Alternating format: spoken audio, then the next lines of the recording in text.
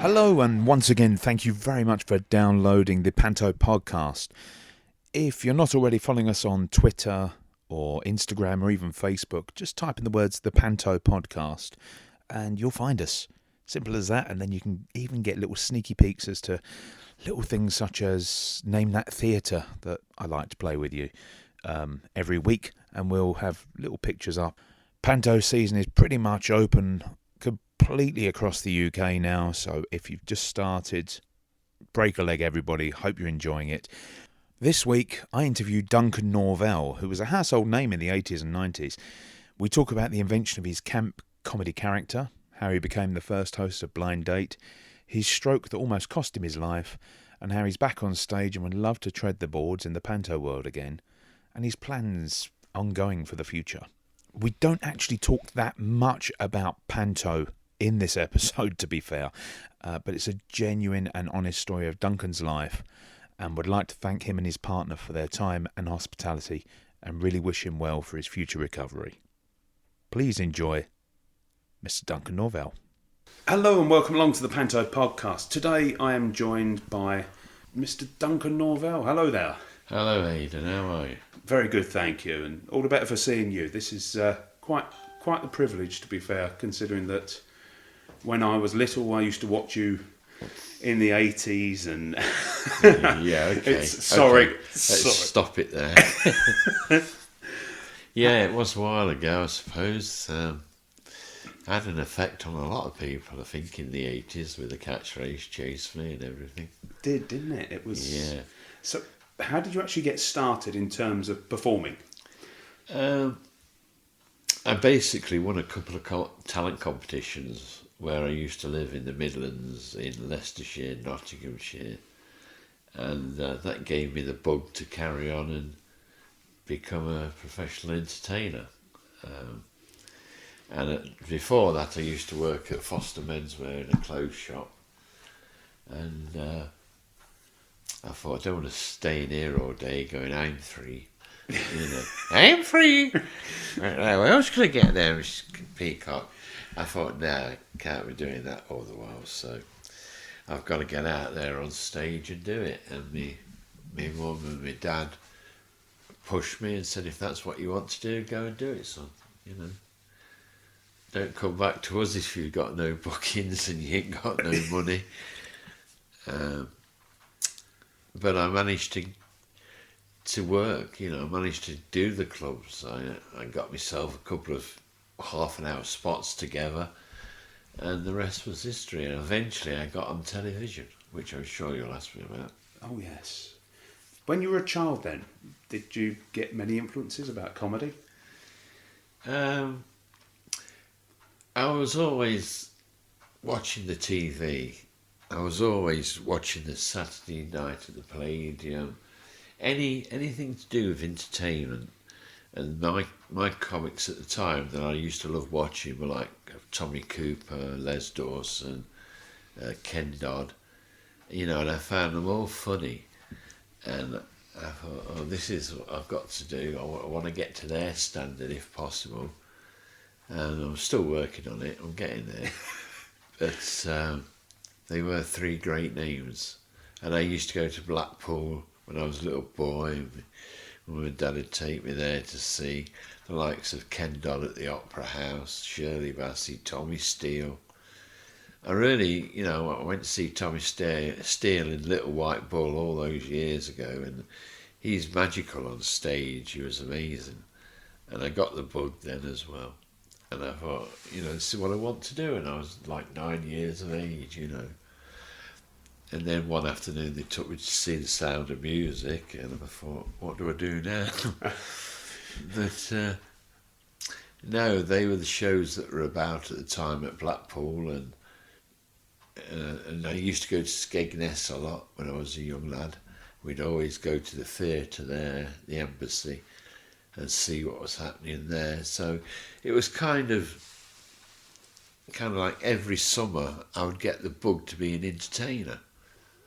And then every winter I'd think I was going to be a footballer, so. But I always told jokes at school, I suppose, like a bit of an idiot. But my dad was a great storyteller and he was a great gag teller. And I had a brother called Ian, who is no longer with us, but he was a great impressionist as well. But he couldn't do it on stage where I could. I'd got the bottle to get up there and do it. If he had had that, we could have made an awesome double act at the time. But he went away and joined the RAF, and he stayed in there most of his life. And I mean, if he was around now and he saw me on stage, he'd have probably have said, yeah, I always knew you was going to go this way in your life. I knew you was going to make it. And just something he's not around now to see it. But he couldn't do it. Some people can get on stage and do it, and some people can't. And he was one of those that couldn't do it, but was talented, very talented, and a funny lad. But I carried on and, I've reaped the spoils of show business in a way. How were the 80s then? Because that was your boom time.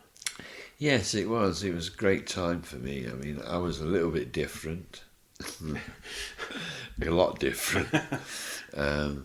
I got a great catchphrase, chase me. I've had to change that though since I had the stroke. I've changed it to push me. But it's just fun. Yeah, the 80s were a great time, Aidan. And then I was doing a show in Coventry. I think it was the Irish Club in Coventry. And Lionel Blair came in to see me show. Somebody said Lionel Blair's in the audience, and I didn't believe them, so I just went on and did my show. And when I came off, he came in my dressing room and he said, Duncan, I'm doing a new show called Saturday Royal. It's a variety show from the Theatre Royal in Nottingham. And I'd like you to be on the first one that'll go out on a Saturday night, and we start recording in a month's time. Would you like to do it? I said yes. So I gave him my agent's number, and he made all the arrangements for me, and it was like they wanted 5 minutes, Aidan. And I decided to do a bit from my act because it was my first TV show. I wanted to be safe with it and know it word perfect. And I came on singing Teddy Bear's Picnic in a white safari suit. And the rest was history. I asked somebody to chase me in the front row. The theatre was in an uproar. And people sat at home and thought, who's this kid? God, he's different. And the switchboard was jammed with phone calls saying, who's he? So funny. Is he on again? And I was in the Isle of Man at the time doing my summer season. And I got a phone call from a London weekend, and they said, would I like to do the next 5 weeks as well as a guest appearance? I said, before I even thought about it, I said yes. But then I remembered when I put the phone down, hang on, I've got to find 5 new openings to the act and 5 endings, and then what I do in the middle. And I thought it's a lot of material to write, to think about. But I rang my manager up. He'd already said yes to it as well, and the contract was there for me to sign. And I said to Mervyn, who was Paul Daniels' manager at the time, Mervyn O'Haran, I said, what do I do, Merv? He said, look, you'll think of something. You've got all your impressions, you haven't done an impression yet. He said, you've got bags of material, we'll sort something. And so I did. I did different parodies each week to open. I did a wonderful one, which I can still remember. It was from, remember the floral dance, Aidan? And Terry Wogan did it as a song.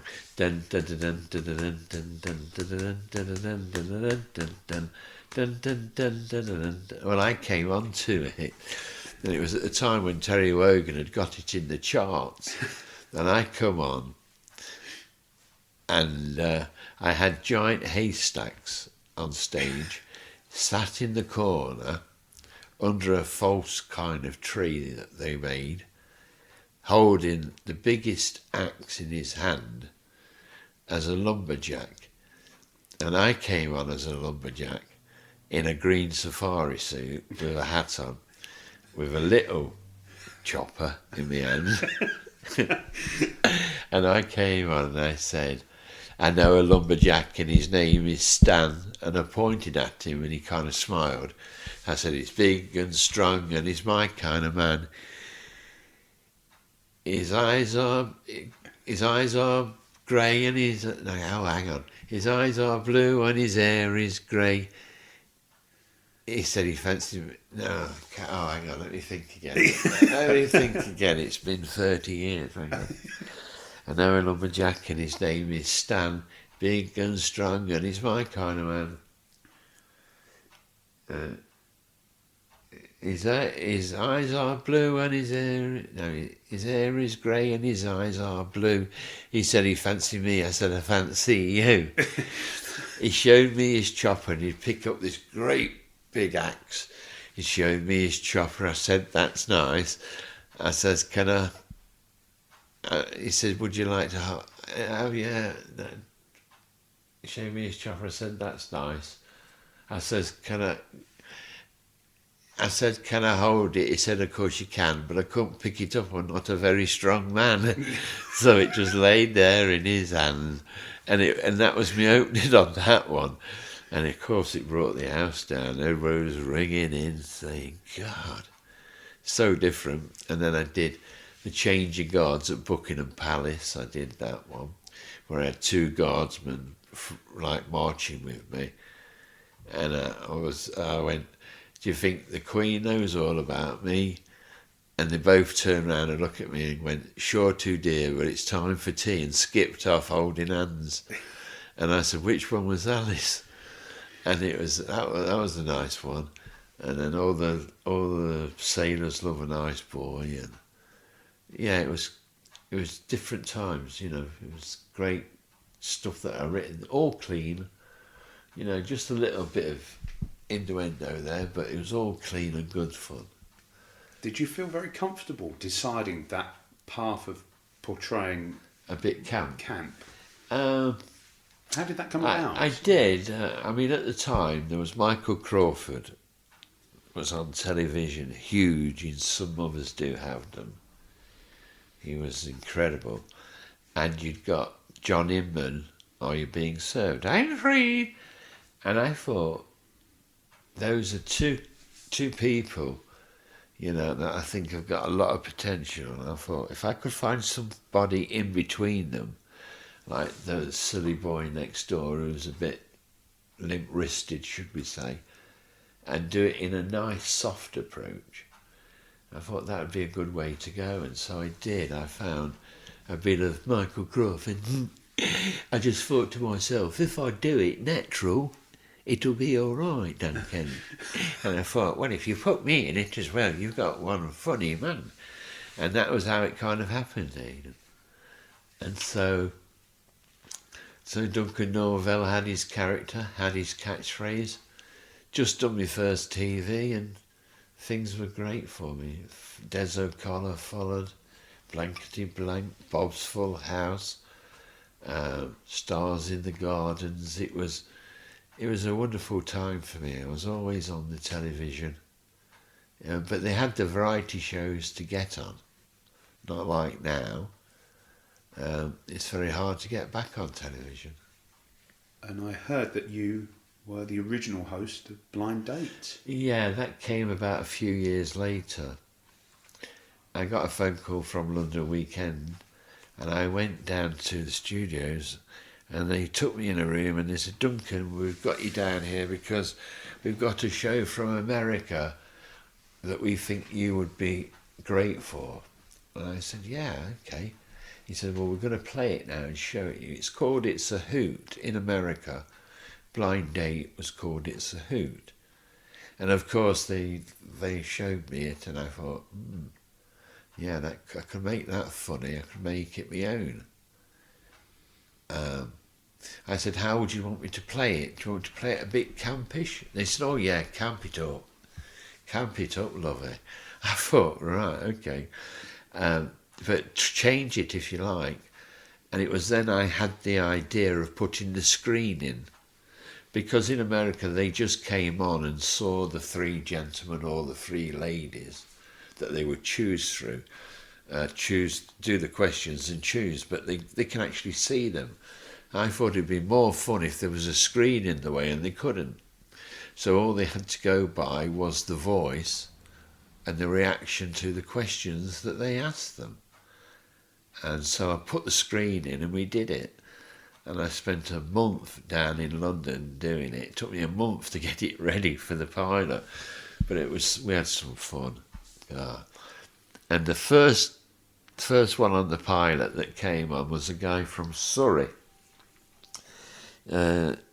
called Matthew, and he was an accountant but a fitness fanatic. Now this guy was 6 foot, blonde hair, blue eyes, good looking man, very good looking man, and built like an Adonis. And he came on in a black pair of tight trousers, never forget it, a shirt that was a bit blues on, and he come on and I'm there. He has to come to me. Now I'm dressed in a pink suit with a white shirt. And he comes on and he looks at me and I looked at him and I said, hello, Matthew. It was a bit like Bamber Gascoigne, you know, hello, Queens, can you take it? I can offer it. You know, it was like one of those moments. And he was there and I said, hello, Matthew. I said, you've come on blind date for a lady. Somebody who looks like you. I said, you've got the physique, you've got the looks, you've got the style. I said, you haven't come on here for a lady, have you? You've come on to see me. He says, no, I ain't, no, I want a girlfriend. I said, no, you don't. I said, you come on to see me. Well, it's lovely to see you. He says, I want to pick a girl. I says, well, unfortunately, I've changed my mind. And the place was in an uproar. The audience, the cameraman, they were crying with laughter because they'd never seen anything like it. And this poor guy was stood there and he was taking it all in good fun. Anyway, I said, come on then, Matthew, let's get on. Let's see if we can find you the right person for you to go out with on a date. I don't think we've got him. I haven't seen one with a beard yet. And he's looking at me and saying, no, I really want one. Anyway, the girls come on, and they're all lovely girls. They're all from Essex way. And, you know, I thought they're lovely. And they've come on, and they've gone to take the chairs. And he's looking at me as if to say, give me a clue. Now, I've seen them, but I don't know what they sound like.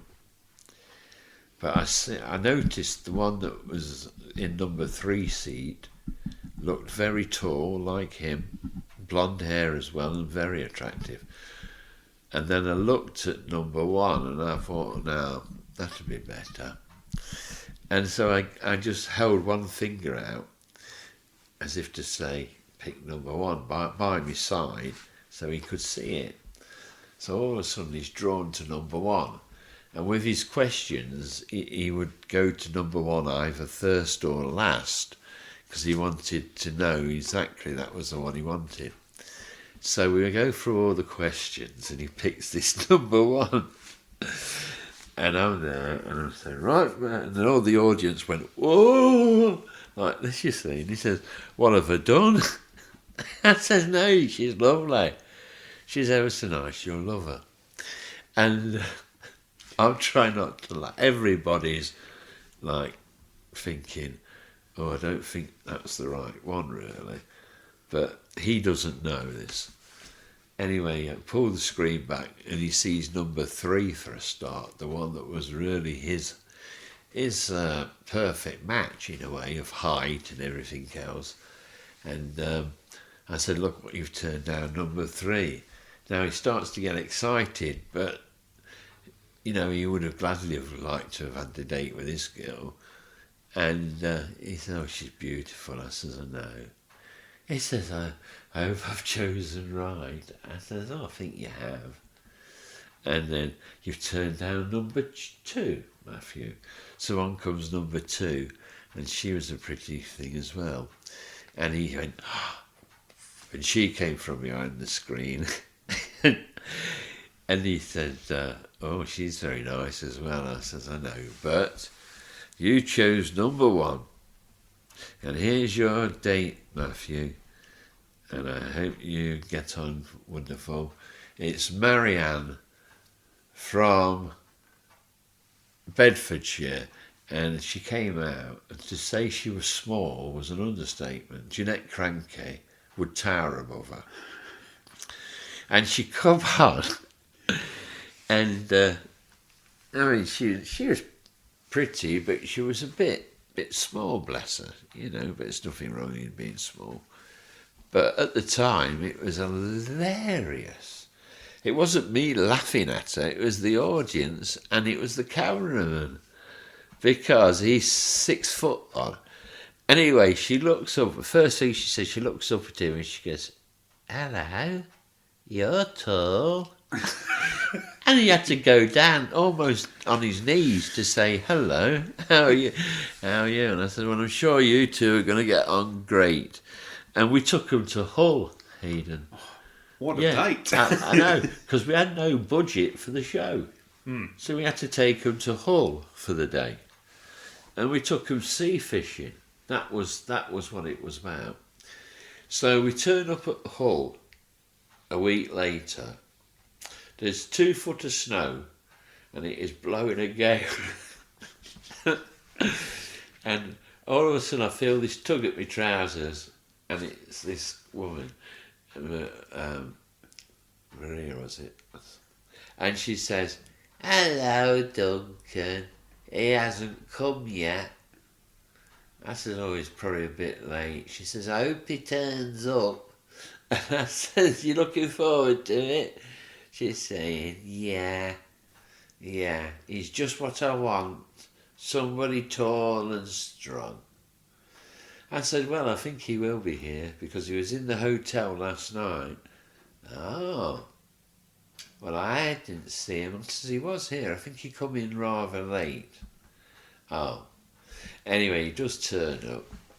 And they've got it, and I can still remember it. They're walking down the gangplank holding hands. She's trying to talk to him, and he has to bend down every 2 seconds to listen to her. I thought his neck's going to hurt by the time he comes back off this sea fishing. Anyway, they went out at sea for about half an hour because of the weather, and they came back. And we filmed it, and they come back, and they were freezing. And then when I got them in the studio to see how the date went, they actually got on okay. He said, you know, she's a very good, I want her as a very good friend. She's lovely. And, you know, we had a good talk about things, and, you know, she's always been like ridiculed about her height and whatever. And he said, you know, I gave her a lot of time, and I said, well, that's great of you, that's great, Michael. And he said, we are going to stop in touch and be pen friends and what have you, because the computer wasn't about in those days, Facebook and what have you. So I just wonder what happened there. But, you know, as I say, it's 30 odd years ago.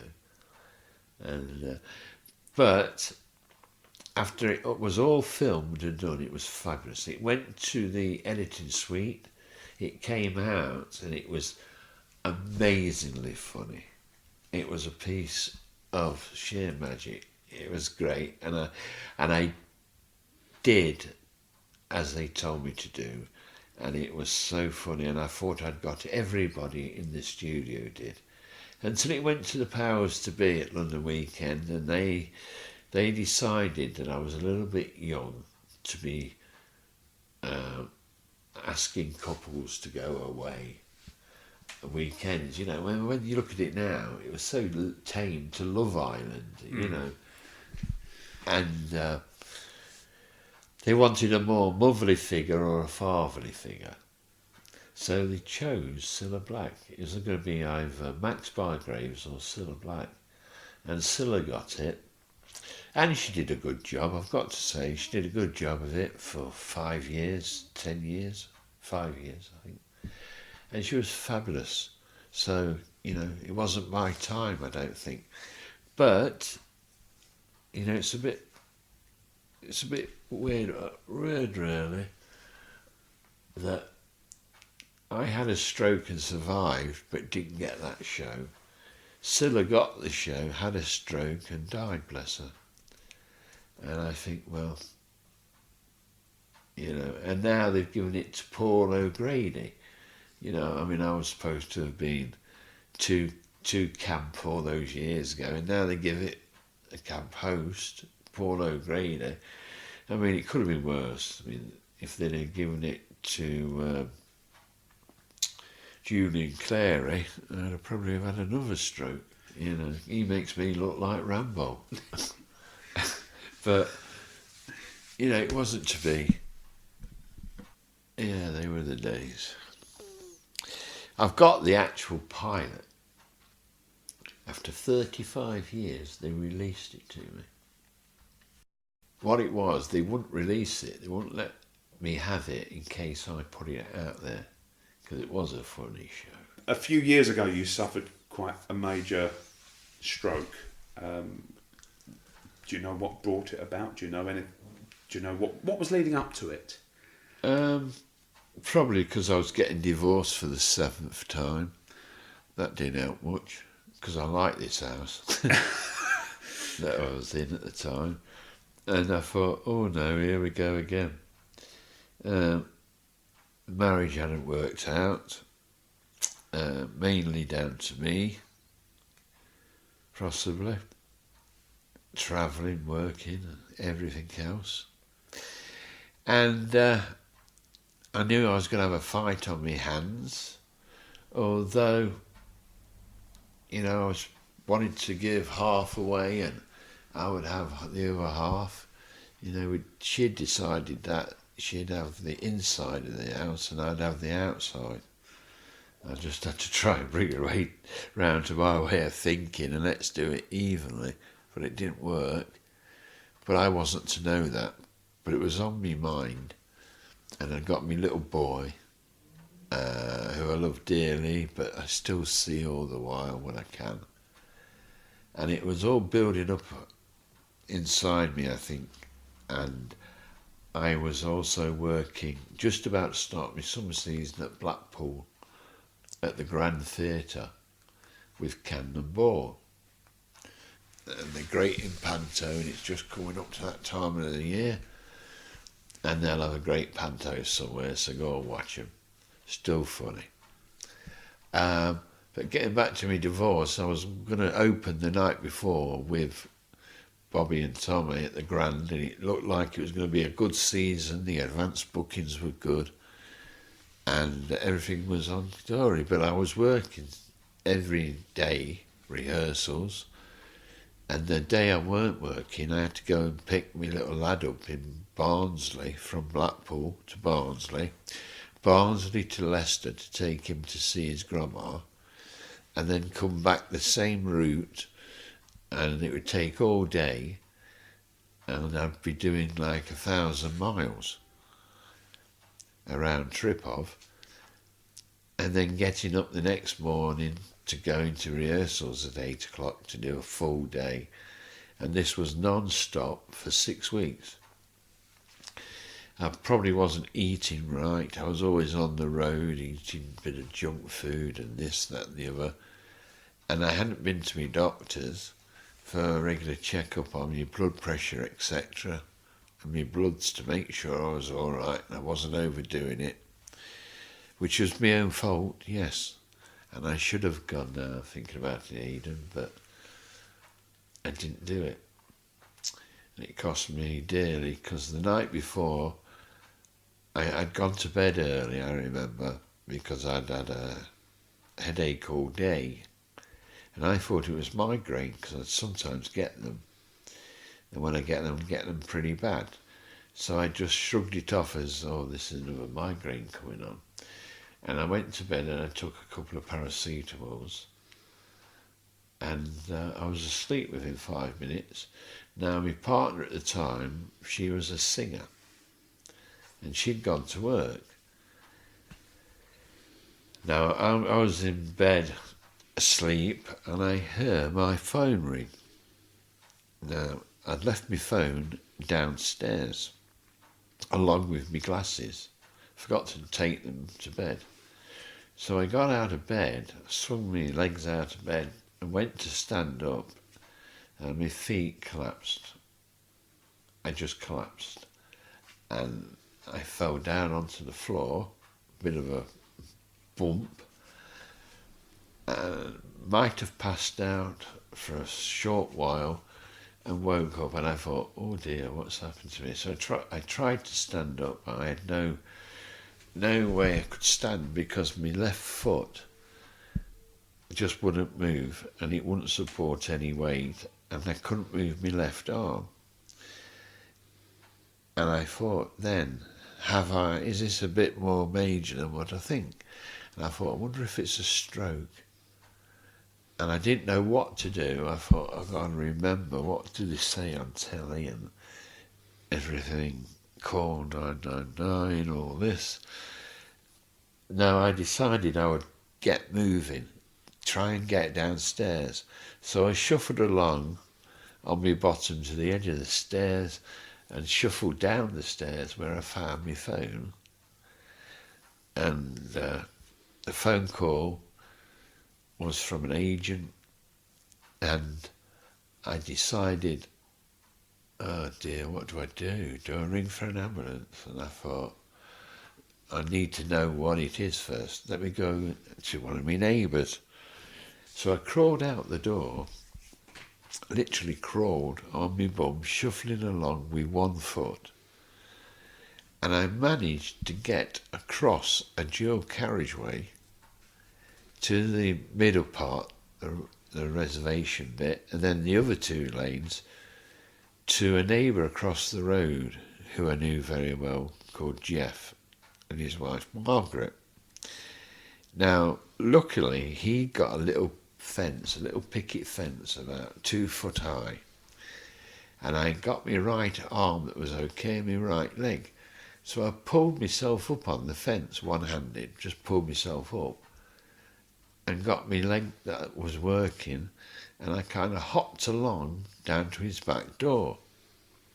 Rung the doorbell and he came to the door, and I said, oh, Jeff, and he says, hey up Duncan, what do you want this time of night? Because by now it was like 11 o'clock. And I said, I think I've had a stroke. Have a look, see what you think, Jeff. Do I look all right? He says, yeah, you look the same daft bugger as usual. I said, well, thanks, Jeff. He says, hang on, I'll get Margaret. So he called Margaret. He says, Margaret, I've got daft lad at the door. He says, come and have a look. He thinks he's had a stroke. Anyway, she come out. She said, oh, no, you look all right. Don't you look all right? I said, well, I don't feel it. He says, hang on there a minute, Duncan. I've got next door neighbour in. You know, I've got new neighbours. I says, yeah. He says, well, she's in here, Elsie. I've told her all about you. She knows you. She remembers you. I'll just go and get her. Can you say hello? And I'm there, and I've had this bloody stroke, Aidan, you know. I can't verify I have, but I feel shite, and I'm stood there, and he wants to get his next door neighbour to go and look at me. So maybe sign an autograph as well, probably at the same time. No, this is what happened, and I'm thinking you couldn't write this, you couldn't write it, and I'm there, and she comes to the door. Now she's late 60s, early 70s. He goes, "This is him, Elsie. I told you we got famous neighbours." And she goes, "Hello." I says, "Hello, Elsie. Nice to meet you. Are you all right? Look." I says, well, I'm not, I don't know. I said, I've come across here for a bit of advice, but I ain't got any. Yeah, he's all right, he's all right. He's always like this, funny. Go on, do it. Do it for Elsie. I said, do what, Jeff? Go on, say it. Say it. Go on, run down path, say it. I said, say what? He says, say it, chase me, go on. And you know, hey, listen, if I'd have let go of the wall, because I'm leaning against the wall, I'd have fell over. And I said to him, Jeff, I can't let go of the wall, I'll fall over. Oh. Right. Come on then, Elsie. You ain't going to do it. Come on, come in and finish your tea. And shut the door. And I'm still outside. And I'm thinking, what do I do? So I get back on my arse and I go back down the path, back across the dual carriageway. And because I got back in, right, and my door was jarred open, so I got it open and went back in. And I'm sat there and I get me mobile and I ring for a taxi. Now, since then, the doctors have asked me, why did you ring for a taxi? And I said, simple, really. You've got Friday night in Blackpool at 11:30, 12 o'clock. Ambulances are out and about non-stop, you know. I thought, they ain't going to pick me up and take me straight to the hospital. A taxi will. And that's why I did it. And I rang my local taxi firm. And because I used them so many times through the season, they knew my number. So when it come up, she said, hello, Duncan, where are you? I said, I'm at home. Where do you want to go, love? I said, to the hospital. Why, what's the matter? I said, I think I've had a stroke. Oh, my God.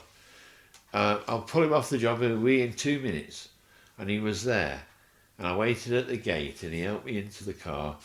And he got me in the wheelchair when I got to the hospital, put me in this room. The doctor came in and he's examining me and he's saying, I'm going to have to give you a brain scan. I think you've had a stroke, definitely, and we're going to have to see where and what kind of a stroke it was. But you're safe now, don't worry. And just as he said that, I had the big one. I'd had the mild one at home, and then half an hour later the big one hit. Now this one lifted me off the bed, literally lifted me off the bed.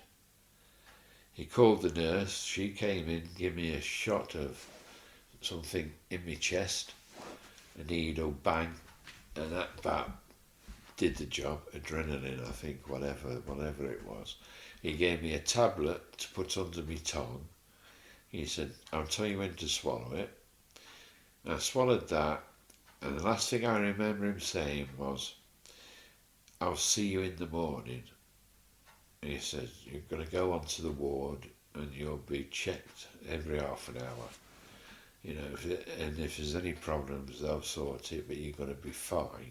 You're here now, you're fine. In the morning I woke up and he was there with the consultant, the doctor. True to his word, he stood there and he said, Duncan, how are you? And he looked at me and my eyes were just opening. I said, hi, Doc. I said, what happened? He said, you've had a stroke. He said, it's on the right-hand side of your brain. It was a blockage.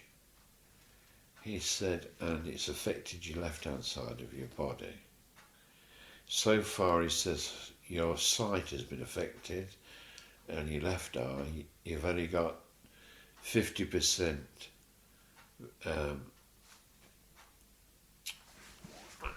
50% vision.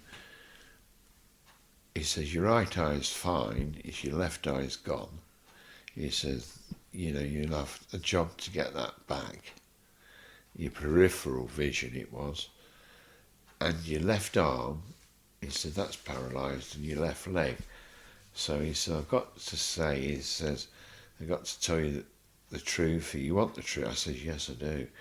He says, you might not walk or talk again. Now, by then, my face had dropped on the left-hand side, and I couldn't hardly talk. I could make sense, and people could make sense what I was trying to say, but my speech had absolutely gone. And then I said, is there anything positive you can tell me? He said, well, you're still here.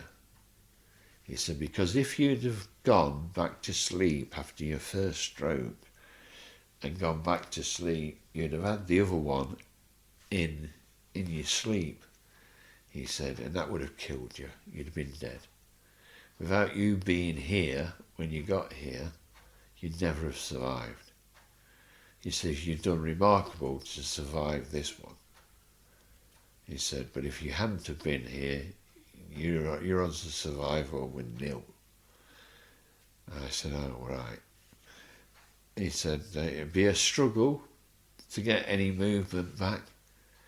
He said, oh, your voice and what have you. He said, but, you know, we've got people that can help, and if you can put everything into it, you know, there could be a chance. So I said, okay, thank you. I said, how did you tell all this? He said, we sent you had a brain scan in the night when you were resting. I arranged for the brain scan, and we sent it to Australia and got the results back from them. You see, when it's our night, it's their day. And they do the same with the hospitals in London and wherever to get results, because they're in there all day.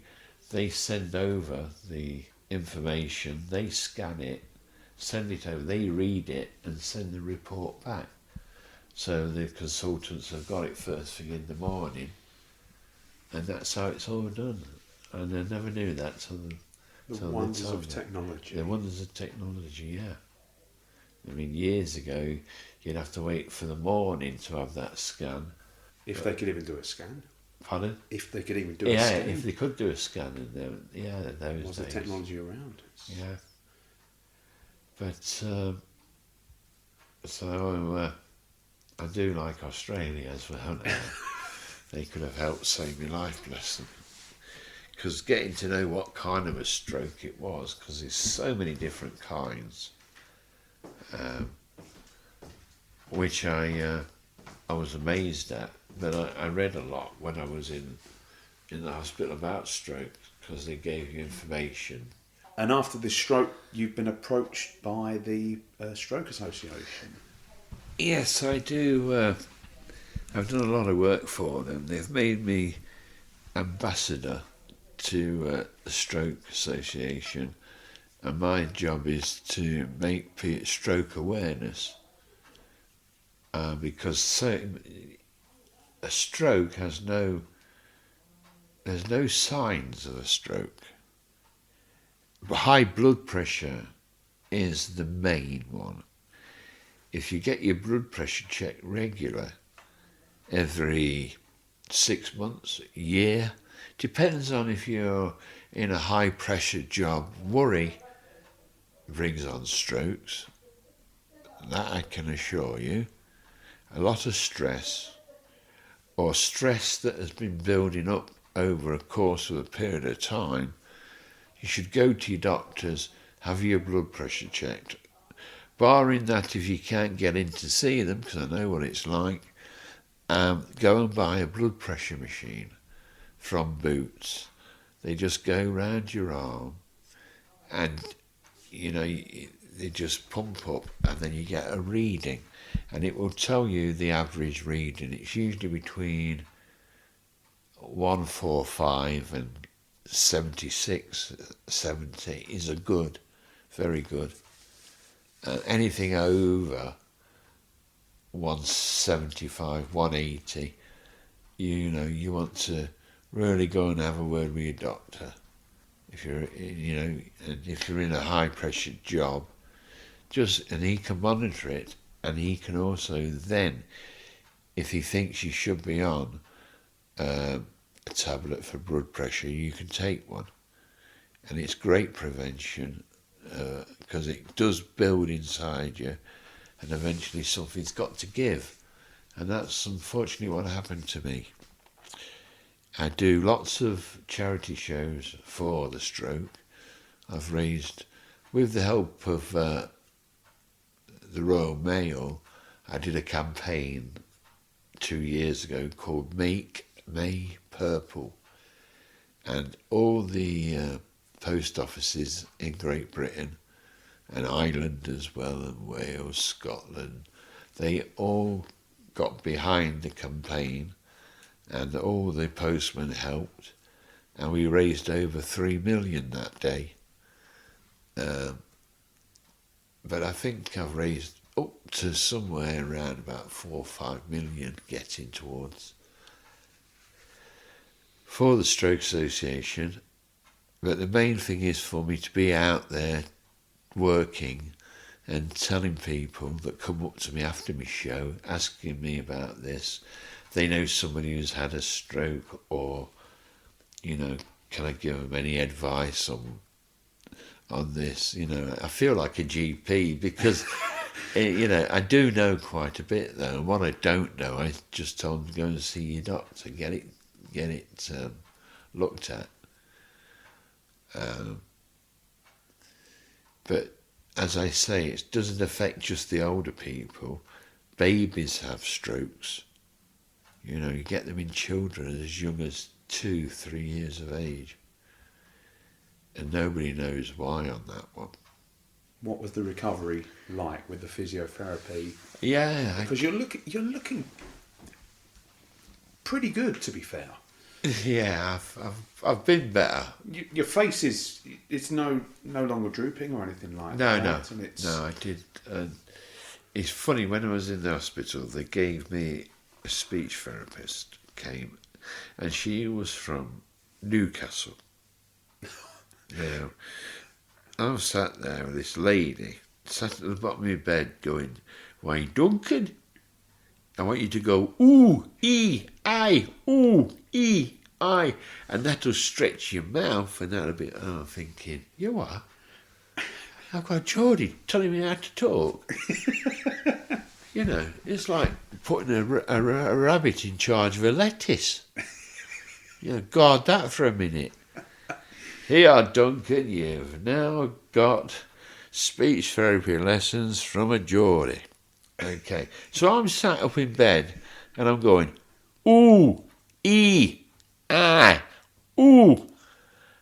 And after about 2 weeks of this with her every day, I said to the doctor, I said, "It's fabulous, thank you." When all said and done, she was very good at her job. And she helped me an awful lot. During your recovery then, how was life in hospital? And how long were you in for? I was in the actual hospital for, I think it was 3 months in hospital. Yeah, before I'd finished all the tests and had some physio and everything else. It was 3 months I was in hospital. I escaped twice. Escaped? Yeah. Yeah, I had to get out. I wanted to go. And I used to wait at the lift when it was visiting hour. And I used to think, well, they're coming in, I'll nip out. Anyway, I got right down to the front door, jumped in a taxi, because there's always taxis outside. I'd found that out. And I said, right, go for it. And he said, where? I said, take me to a pub, nearest pub. I said, I've got to have a beer. And just as he was going out, the barrier was coming down. And he looked at me, he says, "Are you escaping?" I said, "Yeah, get your foot down." Anyway, the barrier beat us. And I said, "If you go through it, I'll give you an extra £5." And by now, I'd got the nurse had opened the passenger door, dragging me out. "Come on," she says. And they marched me back into the thingy. And then the second time, I tried to get on the food trolley that comes up from a lift from below in the hospital, in the kitchen. And I managed to get in it, in the food trolley lift. I managed to, and this is just after I've had a stroke. And it went all the way down to the bottom. And of course, there's a woman there waiting to take the pots and pans off, and I'm sat on it. And I just said to her, "I think I got the wrong lift." And she says, "Yes." And she got me marched upstairs back into bed. But I actually escaped once. The second time was a bit of a farce. That was the trolley one. But I kept them on the toes. They actually gave me my own room then. They took me off the ward, put me in a private room and locked the door all day. Yeah. So they knew where I was. Did you get many people come along and visit? Yeah. Well, Joe Pasquale at the time was at the Grand Theatre doing a play, and he heard about it, and Joe and I have been good friends for 20 years plus, and he was a bit shocked at it all, and he decided he wanted to come and see me. I got a message that it was coming up in the morning. I said, oh, that's lovely. And sure enough, he came up, and I could hear the commotion in the corridor, you know, because he causes havoc wherever he goes. You ought to see him in Some Mothers Do Have Him. Wonderful play that's been going around. And he took the part fabulous, made it his own. Anyway, he come to see me, and I'm lying in the bed, and I'm probably 11 o'clock-ish it would have been. And I'm just lying there, just staring into space, and the screen opens, and he popped his head in through the curtains. He goes, "Have you had an accident?" And I went, "Will you piss off?" He said, "If you've had an accident, call this number." Da-da-da-da. And I was saying, "Joe," and he's going, "You're not so clever now, are you?" And I'm going, "Oh, shut up." And he's trying not to be serious, but he couldn't. He's just him, innit? And he's got that cap on. He's got a scarf round him as if it's 95 below, you know. And he's going, "You're looking better." And I'm going, right. And then the other curtain opened the other side, and it was Roy Walker. And he leant over, put his face in mine and says, "See what you see."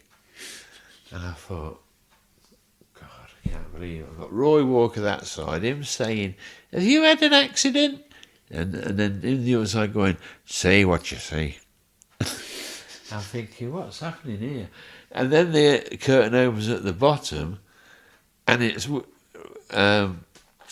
Ricky Tomlinson stood there with his trousers and that vest on he always wears, you know, with half a yoghurt down the front of it. You know, mucky, scruffy bugger he is. And the last wash he had, the midwife gave it him. Yeah, you're all right, son? Yeah, I'm all right, Ricky. Yeah, fine. But it made for a great afternoon. All the nurses, doctors were coming. And the nurse said to me, the main nurse, she said, "Is he a good friend of yours?" I said, "Who?" She said, "That Mr. Pasquale." I said, "Yeah." She says, "I think we ought to get him a bed." I says, "I think you should." I says, "There's nothing wrong with me, it's him that's got the loose screw, I think, because I can remember everything. He don't know where he is. Look at him." And he's talking to all the patients, bless him, and he's going round making them laugh. Half of them, you know, some are in there for hernias, you know, and they've stitched them up. Now he's making them laugh, and the stitches are breaking. You know, and it's like I was saying, "Joe, give over. He's not very good, Ian." "I'm your new doctor." People are running, screaming out the ward, "Don't put him near me." But those were the times. But I had to make fun of it, or else I would have gone absolutely insane, you know. I mean, there were nights where I'd just lie there in bed thinking of everything, looking back at all I'd done and things I was hoping to do that I hadn't. And I was thinking, this is it, you know, because I thought I'd never walk or talk or move. And it really, you know, I was in a dark place. But here I am now, some 5 years on. And I've started back doing shows. People have started to stand up and like take heed of what I've been doing, and I'm absolutely wicked on stage. You know, I'm doing a bomb. I mean, I don't know, but if I'd have been running around and my timing's great, my gags are good, my impressions are coming back. I lost them, but they're coming back now because I keep practicing them, and they're getting better. And I just know, 6 months to a year, I'll be probably back to about 40% of what I could do. I've lost my singing voice. That's the worst thing that happened as well. I could have a good song, but it seems to have taken away something there in my brain that sends a signal to my vocal cords. That's why it's took me a long while to get the impressions back up to quality. But my voice, I'll keep practicing and hope that it'll come back. And maybe it will. What was it like that first time when you held the mic, went on stage for them? Oh dear. Well, I did hold the mic because I had I'm right-handed. So with me having a stroke on the right, it affected me left, which was lucky because I've still got my right hand, which is my strongest, to hold the stick in to walk. But I didn't have a holder for the microphone, so trying to walk and hold the mic at the same time was a little bit hard the first time. And I now decided I've got to get a head mic, so I have a head mic now, which makes it easier because I can walk around with just talking through my head mic. But the first time I went on, I was nervous, very nervous. I didn't know what to expect. But after 2 minutes, by the time I'd just come on and said a couple of opening lines, they were with me. Where was that first gig? A Circus Tavern at Purfleet. Perfect. Yeah. Purfleet, 1,000-seater. It was full. Yeah, that was amazing, really. I do believe life's a bit of a chocolate box, isn't it? You don't know what you're going to get next, and it was sent along to test me, I think, and I think a lot of good has come from it. I think I can make people aware of this awful illness, and if I can help people prevent them from having one by listening to me, taking heed of what I'm saying now and in the future, then I feel as if I've helped an awful lot. As for my act, I've had to change to adapt to what I'm left with, but I still go on stage, I still got my smile, and I go on and I'm a bit cheeky with it, and my gags are good, and got to be grateful for what I'm left with. I'm still here, which is the main thing, and some people aren't as lucky, unfortunately, with strokes. They can be worse off than me. There has been 1 or 2 people in business had a stroke. Andrew Marr, he had one. Who Wants to Be a Millionaire, Chris Tarrant. I mean, Andrew Marr's doing exceptionally well. But there again, I don't know what stroke he had, how powerful it was.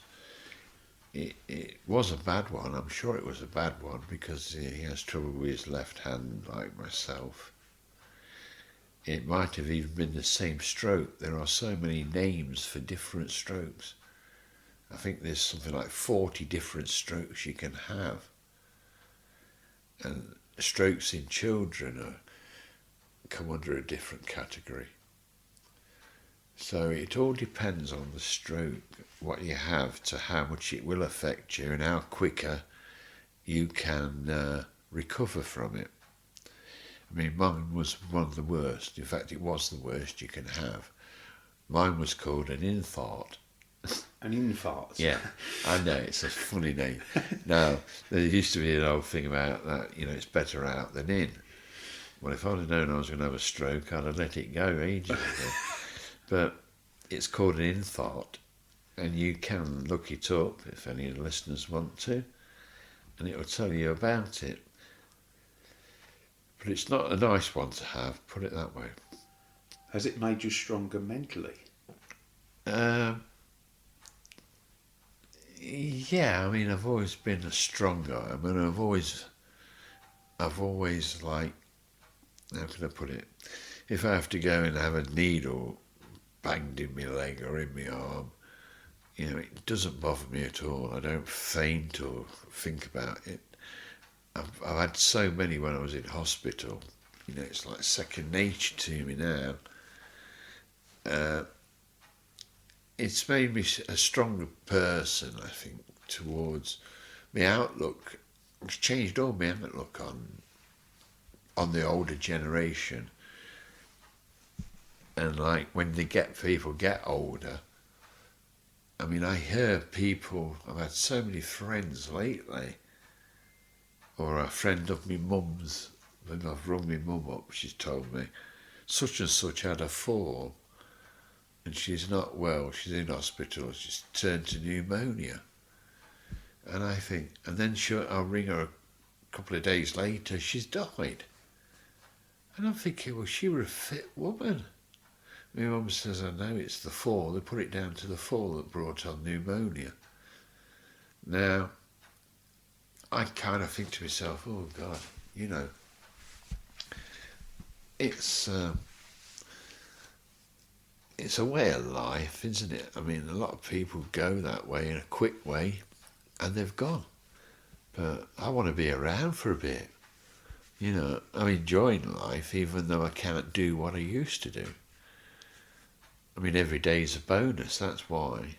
Because I realised when I was in the hospital, if I hadn't got there, I'd have been dead. It was as simple as that. So it wasn't my time. I think when it is my time, I'm going to have a bit of an inquest with him. Because they put me back down there, there's a bit more I've got to do, I've got to find that speech therapist from Newcastle. I bet she'll be amazed if she ever met me again. You never know, she might be listening. Yeah, hope so. Hope she is. EI, ring in if you're listening. Tell all your friends in Geordie land I love you really, because my dad was a Geordie, he come from Newcastle. Yeah, I used to do all the clubs up there, Wallsend, Coronation Club, Red House, Montrose, Broadway. I did them all. Sunderland Dockers Club. Spent a week there one night. Oof. How was it up the north? Oh, it was great. When you said chase me, they did. They did, honestly. Did that ever cause any problems for you? In terms of advances? Because it was a character you were playing. Yeah, I mean, I've got a lot of friends that are gay in the business and out of the business. And not one of them has ever said, we don't do that, we're not like that. They love the way I portray the capness, and I do it in a nice way. I feel I do it in a nice way. If I thought I was upsetting anybody, then I would stop doing it, but I was doing it for 40 odd years now. I was a brave lad actually to do it all that time ago. I mean, I used to go in the clubs in Newcastle. I remember one club at it was Sunderland, it was called La Strada. It was a nightclub, and you didn't go on till 11:30, so I'd do a working men's club first, then I'd go there. And I was in the dressing room, and the concert chairman comes in, this guy. He says, "You're a comedian tonight." Now, you got to imagine, I'm just putting on some eyeshadow and some false eyelashes, bit camp, and putting some rosy cheeks on with a bit of ultra glow. I says, "Yeah." He says, "Are you the one that says chase me off the telly?" I says, "Yeah, that's him." He says, "God, He said, well, I want you to know I didn't book you. I said, thanks very much. He says, well, we've got a girl singer, she's on before you. He says, she's called Janet and she's from Whitley Bay and she's very good. I'll put her on, she'll do half an hour. Then we'll put you on for a half an hour, 40 minutes. Mind, that's if you get that far. He says, and then we'll bring her back to finish off the evening. I said, okay, that's fine. He says, now, do you need some music, Bonnie lad? I says, yeah. He says, I'll send Bill and Jack in, the best duo in the North East. Well, in they come. And he stood there at the door. And I said, hello, Bill, hey, Jack. I says, can you play me on with Teddy Bear's Picnic? Well, I could see this concert chairman's face change colour. What? You know. And I said, it's a 8-bar intro. Da, da, da, da, da, da, da, da. Then I'll come running on stage, grab the mic and I'll go, if you go down in the woods today, you're in for a big surprise. If you go down in the woods today, you'll only believe your eyes. For every bear that ever there was. And I said, I then go down in the audience and get somebody to skip with me. I bring him up on stage and skip. He'll skip with me. And then I'll put him back down into the audience and it'll go, today's the day that teddy bears have the picnics. And the music stops there. Then I'll say to him, go on, chase me and run off. And he went, hang on a minute, son. I said, what? He says, are you sure you want to do this? I said, yeah. He says, don't say chase me. He says, he will. Whoever it is, he says. And if you pick on little Tommy at the front, there'll be hell on. I said, no, I'll be all right. I'll get away with it. They like me. He says, oh, dear. Well, you know, just be wary, I've warned you. I says, okay, thanks. So I'm getting ready, putting the rest of my stuff on. And the girl singer comes in and she goes, bloody hell, she can't go on like that. I says, why? She says, your makeup's better than mine. I says, nah, I'll be all right. Anyway, I go on. She goes on first. And she starts singing. Now, she's like Joe Pasquale. And she's got a voice like Joe Pasquale. And she's singing I Will Survive. She goes, I will survive. Can't stay alive without your love. Don't leave me this way. And I'm thinking, you're not going to survive. And they start throwing beer mats at her. And I'm thinking, what an audience this is. Now it's 12:05 on a Friday night, you know, in the middle of Sunderland. And I'm thinking, yeah, got to take that into account. So anyway, the concert chairman's up on his mic saying, give order for the girl singer. Give order for Maria. Give order. And if you don't give order, I'll stop the show. And I thought, please do. I'll get half my money, that'll do. Anyway, she finished, she came off. And she looked at me as she come down the stairs, saw me in me pink safari suit, all made up. She said, best of luck. I said, thanks, Maria. Anyway, I come skipping on. And first of all, he said, ladies and gentlemen, he says, we always try to find you something different at the club. Well, tonight we've exceeded all expectations for you. He says, I've got somebody coming on now. He says, I can't describe him like. He says, I know he's supposed to be funny because he was on telly last week on Saturday Royal and he's got 5 more to do. He says, so he must be talented. He says, now we've paid good money for him, so please listen. Paid good money for him. And I'm thinking, you are? Good money? 100 quid for 2 spots. I thought, that's £50 a spot.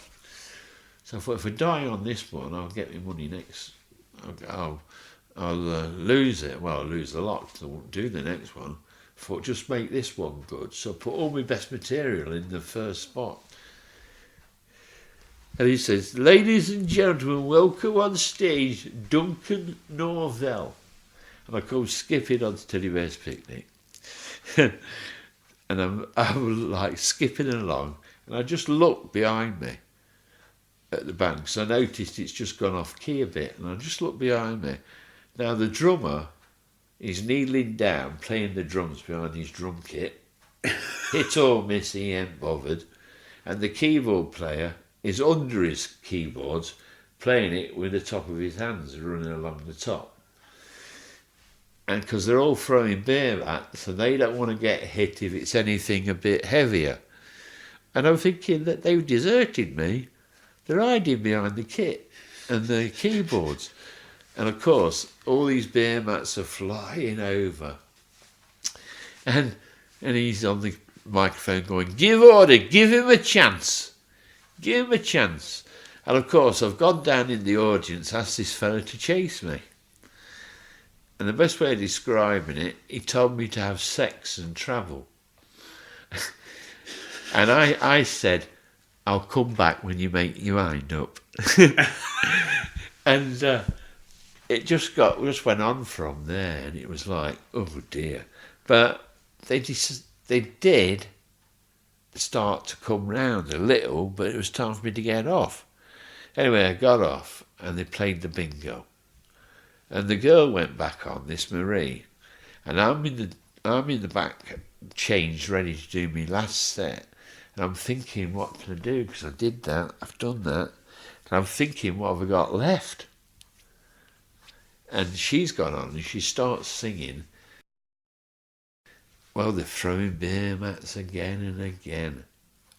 And I'm thinking, I better hurry up, because she ain't going to be on there much longer. And he's on the microphone, he's going, give order for Maria. Give order for Maria. If you don't give order, I'll bring the puff back." And I've stood there at the side of the stage, ready to go on. And I'm thinking, what chance have I got? And I went on the second spot, and I just died. When I say died, they were walking out. They were shouting abuse at me and everything. And did I have it easy up there? No. But you know, after a year of working around that area, I got a right good act together. And it was good grounding. It made me stronger working those places. Because I've got an answer for everything now, really, on stage. I don't get heckled a lot. What was your first introduction into pantomime?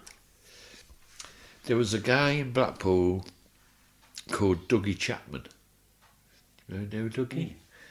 Dougie Chapman, lovely man. And he gave me my first opportunity of doing a pantomime. I'd done the summer season in Blackpool that year with Vince Hill, or was it the one with Frank Carson? No, I think it was Vince Hill and Norman Collier and myself. And it was through Dougie Brett Chapman. And Dougie said, "Do you fancy doing a panto?" I said, "Oh, I don't know, I'd never done one." He said, "Well, I've got one at Billingham at the Forum." He said, "And I'd like to use you there." So I said, "All right, Dougie, I'll have a go. What will it be?" He said, "I'd like to play Buttons in Cinderella." I said, "Oh yeah, that'd be great." He said, "A part, it'll suit you." He says, "But you've got to pretend you like Cinderella, not the prince." I said, "All right." He said, "Because that will confuse the kids." I said, "All right then." So I can ask the prince to chase me. He said, "You can ask him as many times as you want. And when Cinderella comes out, and I ignore her," he says, "No, make a beeline for Cinders. She's yours, All right." So I get up there, and he produces it. I put my input into it, write a few bits and bobs, and it's a right success. And I loved it. And that was the first one I did. Then after that, followed Grimsby. Did the theatre in Grimsby there. I did Jack in the Beanstalk. I played Idle Jack, which was good. I made that quite funny. And that was with Bill Owen out of Last of the Summer Wine. Then I did Aladdin. That was at Skegness. And I also did Aladdin as well at Skegness. And then I went to Doncaster, where I played Cinderella and I played Buttons for the second time. And that was a bit good, that one. That was the best one I ever did, which was my last one. I was getting better the more I was doing, because it was a whole new thing for me.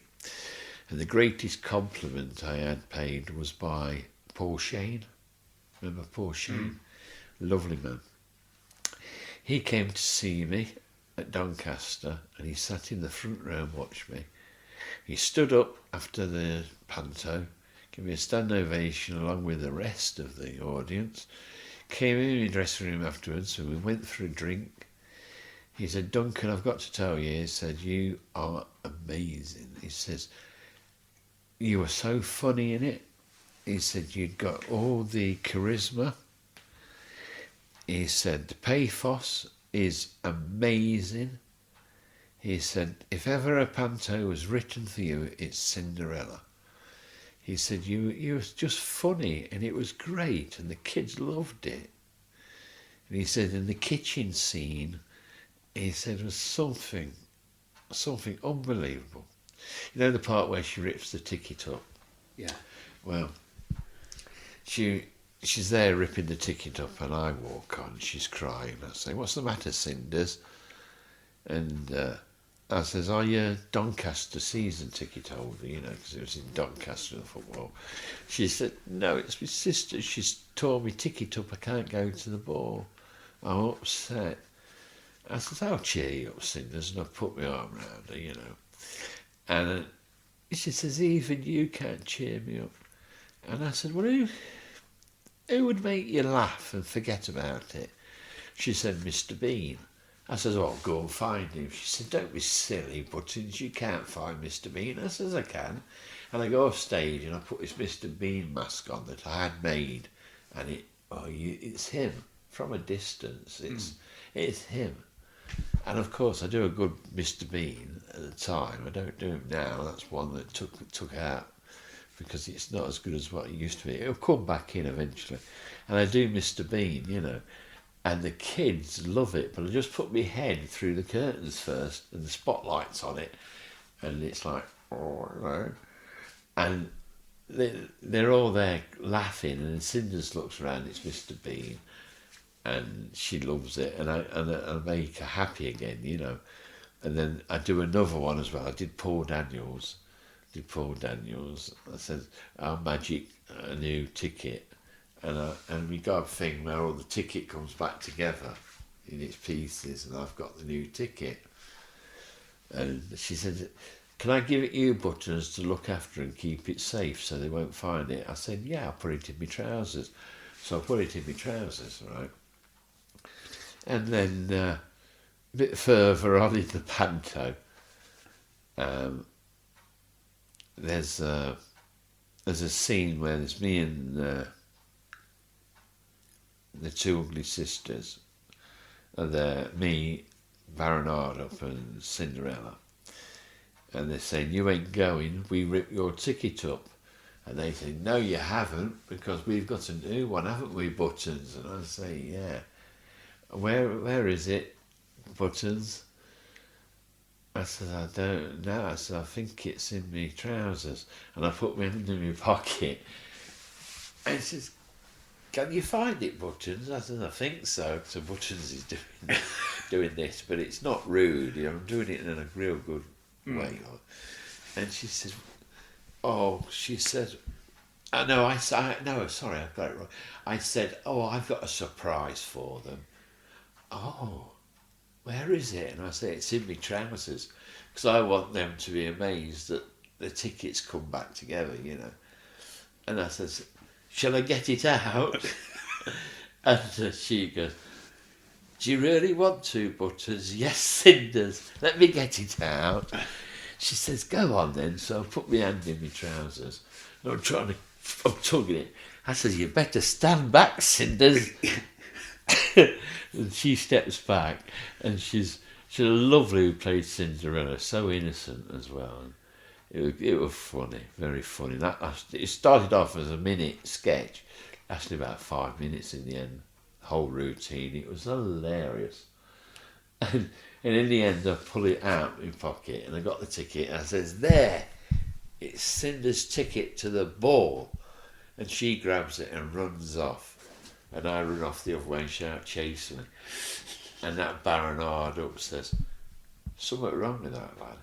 You know, and it's all that. And it made for a brilliant panto. I really loved that. I enjoyed it so much. What year was that? That was in 93, 94. And would you love to get back into panto? Oh, yeah. Yeah, I'd have to write it to what I could do. I've got an idea. I could be the face behind the mirror. I could play Baron Hard up with a stick.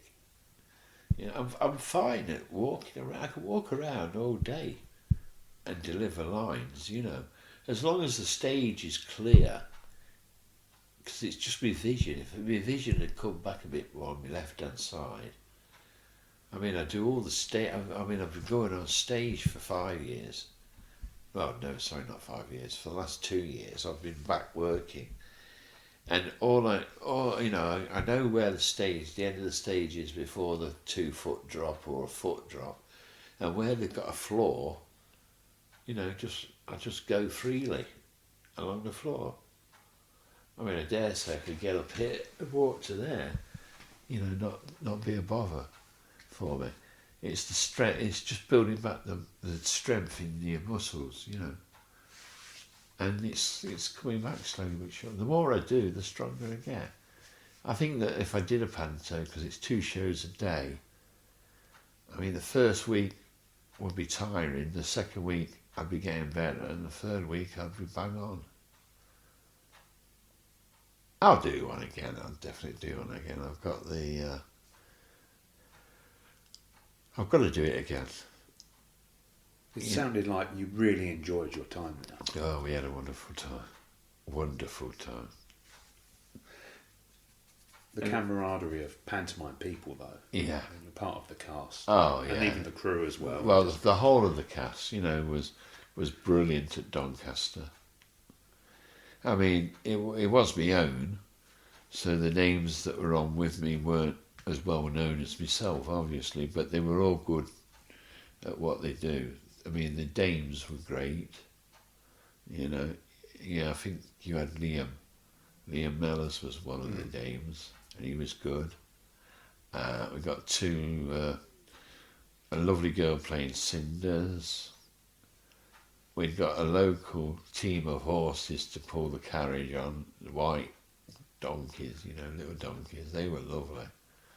You know, there's some gags there as well when it used to be sat on the coach and it decided to do its business. We'd got we just had a real good time at Doncaster. It was a friendly panto, and I think it shone through to the audience, you know. I mean, I used to come on as Buttons. Where's Buttons? Where's Buttons? My first opening bit, I'd come on, and I'd come on to Teddy Bear's Picnic, and I did the part of my act, and I'd skip with one of the teachers, because I know where Sir was sitting. Well, the kids just start laughing straight away. I've got Sir up to skip, and I've got him right down all the way, right from the auditorium, from front to back. I skipped with him along the aisle and put him in the seat, and then said, chase me. And I said, what's he got to do, boys and girls? And they all went, chase ya. And I'd go back to him tapping and say, go on, chase me. And I'd be back on stage and I'd be doing a couple of sort of stupid jokes, and then I'd say, oh, boys and girls, Mr. Holliday's looking strange at Buttons. Do you think he wants to skip again? Yeah! You know, oh, come on then, Mr. Holliday, come and skip. And I'd go down and get him and skip again. You know, and I'd take him right out front of the theatre. And when we were out there one time, because I ain't got the microphone. I've got the radio mic, but it won't work out there. He says, I'm knackered, don't do it again, Duncan. I said, you're here for the kids, remember? He says, I'm knackered, I'll have an heart attack. I said, you won't. Join in. He says, pick on the one next to me, he's fitter. He's only 27. And of course I get back on stage with him and I think, sir, really enjoyed that one, boys and girls. We went all the way to Bawtry, which is a little place outside of Doncaster. So to skip to Bawtry, it's about 6 miles. I says, but weren't we quick? I think Mr. Holiday could go quicker, don't you? Yeah! And I say, put your hands up if you want me to skip again. You think Mr. Holiday wants to skip again? And they all put their hands up, and I'm down there skipping with him again. Oh, you bugger, it used to make them... Honestly, they used to love it, the kids, because I'm picking on the teachers. They loved it.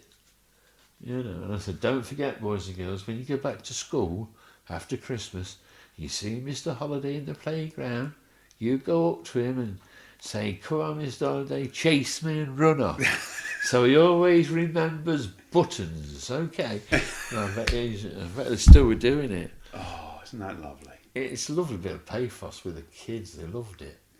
What about when you were a child? Did you go to pantomimes much yourself? Yeah, we used to go to Loughborough Town Hall, and you always used to have a good one at Nottingham. The Theatre Royal at Nottingham was always a good panto, big name. Yeah. Yeah, we used to go there every Christmas. My dad and my mum would take me. It's part of the thing. But the school trip was the one at Loughborough mainly. You go with the school. I never thought I'd be in one. But it was another string to my bow, and it was, you know, a part of show business I hadn't, you know, it was untapped to me. I was late going into panto, you know. A lot of people, you know, do all season, wait for the panto season to earn the money.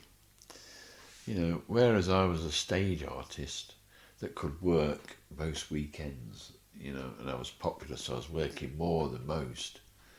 I had that, so I didn't have to rely on a panto because I was earning good money around Christmas time doing corporate shows and functions, you know, Christmas dues and whatever. So I was on good money, and I didn't think about pantomime. It was Dougie Chapman who got me into it.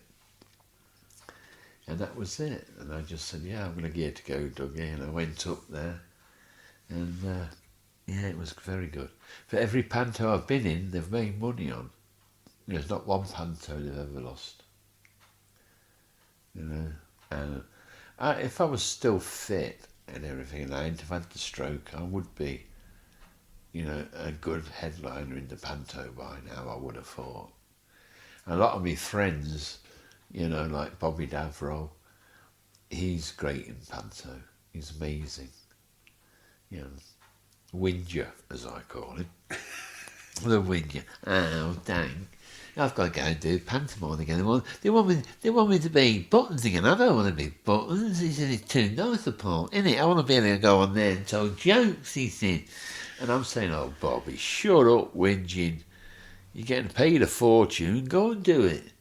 Yeah, I suppose there is that, isn't there? Yeah. I think, God's truth, he does me in. And then there's Joe Pasquale. Well, he's a must in a panto. And Billy Pearce. He's at the Alhambra again in Bradford. You know, he's made it his home there. 20 years this year. Is it 20 years? 20 years he's been there this year. He could have bought the Alhambra. He's great though. I mean, he's different. Every panto's different that he does. Mind you, he's got a good company behind him there. Kudos. Nick Thomas. You know, he does know how to put a panto on. I'll give him that, Nick. He's fabulous. Do you get to go and see many? Down here, I might go and see the Palladium. Yeah. I might go and watch that one. I don't know. there's quite a few around here. I've only been to see, I've seen Billy once, and I've seen Bobby once in Panto. And as I say, they're both exceptional. But the scenery, the costumes, everything's a different league. I mean, when I was in Doncaster, you know, we had 4 ponies and some old carriage they found round the corner, you know, painted it up. But it had the effect we required, you know. It was still a damn good Panto. And before me, they had the Grumbleweeds. Now, the Grumbleweeds are good in Panto, and they held the box office record at Doncaster. So many 100,000 they took, plus in the year before me. Well, I went in that year, and I thought, I wonder how it would do, because I mean it was one that I'd never really thought I would do. Didn't know how much business I would do. You know, if I had to bet on it, I wouldn't like to have promoted it. But if I had done, I'd have made a lot of money, because it beat the Grumbleweeds record by some £40,000. But it was close. It was close. It wasn't until the last week, and we needed so many seats to be sold by the Wednesday, and I think they were about 30 seats short. I said, "We'll see how it goes. Whatever's left, I'll buy them." I said, "Why?" I said, "Just to piss the Grumbleweeds off." and I did it. I mean, we got past their mark, and I was dead chuffed to hold the record there. What did they say when they found out? They were a bit, oh no, you know. They were pleased for me. I mean, You will take it in good stride. Yeah, it's just a bit of a camaraderie between us, but you know, they're a good act. They've been going years. There used to be 5 of them, and now they're back to 2. You know, 5 years' time, it could be the Weed, couldn't it? Well, it's right when you think about it. Cutbacks, you know. I worked with a Sid Lawrence duo last week. It's that bad in the business. It's a shame, isn't it? But Yeah. you were there for the good times. Pardon? You were there, though, for the good times. Yeah, I was there for when it was show business. It was show business all those years ago. I mean, I don't pity anybody coming into it, because it's a good business to be in. Especially if you're talented, you know, I mean, it's great. Go and show your talent. That's what it's about, show business. Show your talent. Show me you're the business. I won't put anybody off for going into it, but prepared, you know, for a few years of struggle. It's like being a footballer. You've got a young lad, a son, who wants to be a footballer. You know, it's like winning the lottery. There's so many people, you know, so many young lads out there love the football, want to be a footballer, you know, and it's one of those where, yes, if you're talented, you will shine through, but be prepared if probably the right people don't pick you or use you or put you in the team, you know. Try and have something to fall back on, another career or something. You know, because football is one of those you can play at still a good level and still get spotted 2 years down the line when you think you're going to get into a club for a 5-year apprenticeship and they don't pick you. Don't be disheartened. You can get stronger and come back. You know, you can always come back. And it's like show business. If you don't get that panto and you're a girl dancer, don't give up. You know, go for another one. Keep doing the dancing lessons, and maybe next year they'll pick you. You might just be an inch shorter than all the other girls. That might be the reason, but they haven't told you that, because they know you'll grow next year and they want you to come back. And it's the same with comedians. There isn't the places to work like there were for me all those years ago. There's these comedy stores and everything, and I don't know, they're hard work. Although you only have to do 10 minutes, 10, 15 minutes, it's a good way to start, Some big names have come through the alternate comedy circuit, like your McIntyres, your Lee Evans, and so on. They're both geniuses, those two, fantastic. But different kind of comedy, but still funny. See, there's all kinds of funny. If it's funny, it's funny, and that's all there is to it. So if you're a young budding comedian, take your charity shows, take anything where you can get up, get used to holding that microphone and find a technique, a style. It's all down to the delivery of a joke. That's the best thing you've got to learn. The last 3 seconds of delivering that final punchline is where it's all at. You can mess a joke up, but as long as you did deliver the end of the joke, the punchline right, that's it. If that makes any sense to you, then go out there and try it. Okay. Well, it's come to that point of the podcast where I ask all our guests to choose their dream panto. So that can be, you can be in it, you can be watching it from the stalls, the circle, wherever, and the dream cast, and also where you'd like the panto to be based. That's a hard one. Let me think. Cinderella would have to be the panto for me. I love whether I'm in it. I'd like to be Buttons again. I really, really would. But if not, to play the part of Buttons, I'd have probably gone Julian Clary. I still like the idea. I think he's got something special. Got something about him. Make a good Buttons. I think Darren Day would make a good Buttons. Joe Pascali would. I think he could play it really good. In fact, I'd go for Joe because he could come on, I could just see the lines. Cinderella, you're not going to the ball. I've just ripped your ticket up by mistake. Silly thing. And to have Cinderella, let's go along with... I'll tell you what, then I'd go for the one who used to do the cooking, Rusty Lee, yeah. Now, her and Joe Pascali, her with her laugh and Joe Pascali with his... She wouldn't be able to concentrate on her lines. No, she wouldn't, but she'd be hilarious, Rusty Lee. Yeah. I'd have those two. That's Cinderella, and that's Joe Pascali as Buttons. Baronard up. I'd love to see Sylvester Stallone. Yeah, I think he'd be great. Wasn't expecting that. Stallone would be great.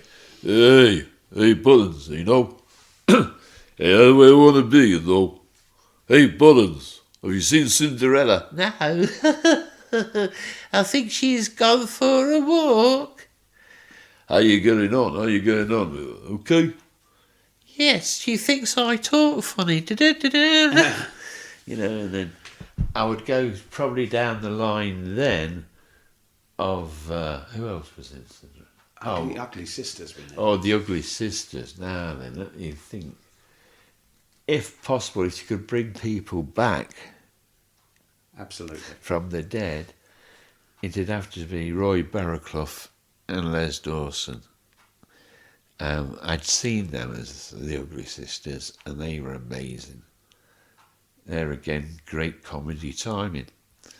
Those two would be unbelievable, if it could be, but if not, present day, two of them.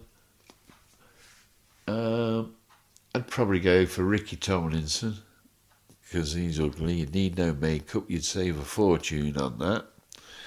And, Ricky Tomlinson And I've got a friend called Tony Barton, who's very funny. He used to be in a double act called the Barton Brothers, and they were from Doncaster, and they were a great act. And Tony Barton's the one who's done the Churchill advert, the voice for Churchill, and he was also in a pantomime, a commercial for Panto. Yeah, he's got a great face. He would be great for that. And he did all the Stones Bitter adverts as well. Then you got Prince Charming, haven't you? Prince Charming, Prince Dandini. Dandini, yeah. You got Dandini. I don't know really. Probably Lionel Blair or Jess Conrad. Jess Conrad, yeah, because it'd be, oh, look at me, I'm better than the Prince. You're not. You've got Botox. No, I haven't had nothing done to me. Never. Never touch it. Look at me. Pure skin, this is. Yes. Da-da-da-da. Yeah, I'd have those, yeah. Ah, well, thank you so much for your time, Duncan. Hey, then, thank you. Pleasure talking to you.